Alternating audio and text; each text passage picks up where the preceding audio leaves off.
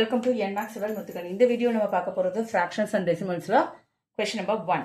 0.2 into 6. ஒரு decimal ஒரு integer multiple பண்ண சொல்லியிருக்காங்க. எது சௌகரியமோ அதை பண்ணிக்கங்க. 6 table தெரிஞ்சா 6 table, 2 table தெரிஞ்சா 2 table. decimal யோசிக்காதீங்க, first multiple பண்ணிக்கங்க. 6 2s are 12. அப்புறம் கேரி வேணா நான் 1 வச்சிருப்பேன். ஆனால் 6 zeros are 0. இந்த 1 நான் இங்கே போட்டுட்டேன்னா 12 தான்.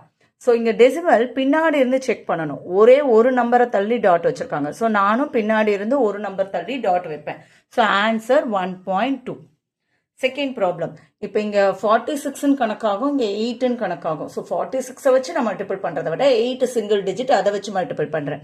So 8 6 are 48, carry 4, 8 4s are 32. அப்போ இதை ஆட் பண்ணால் 36. பின்னாடி இருந்து தான் டெசிமல் செக் பண்ணணும், ஒரு நம்பர் தள்ளி. ஸோ அப்போ நானும் ஒரு நம்பர் தள்ளி டாட் வச்சுக்கிறேன். ஸோ 36.8 தான் இதோட ஆன்சர். இங்கேயும் அதே தான். 5 1s are 5, 5 7s are 35, balance 3, 5 2s are 10, add பண்ணால் 13. ஸோ டெசிமல் பின்னாடி இருந்து செக் பண்ணணும், ரெண்டு நம்பர் தள்ளி. ஸோ 2 digits தள்ளி டாட். So answer 13.55. 55 படிக்கக்கூடாது, 0.55 தான் படிக்கணும். டெசிமலுக்கு அப்புறம் நம்பர்ஸை தனித்தனியாக தான் படிக்கணும். ஸோ இப்போ இது பார்த்தீங்கன்னா 1 4s are 4, 0 4s are 0, 4 2s are 8. பின்னாடி இருந்து டாட்னும் போது 80.4.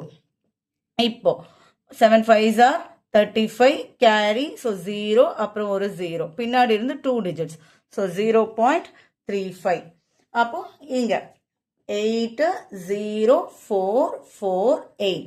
பின்னாடி இருந்து 2 digits, so 844.08.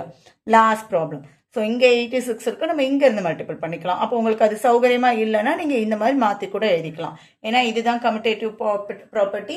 A cross B is equal to B cross A.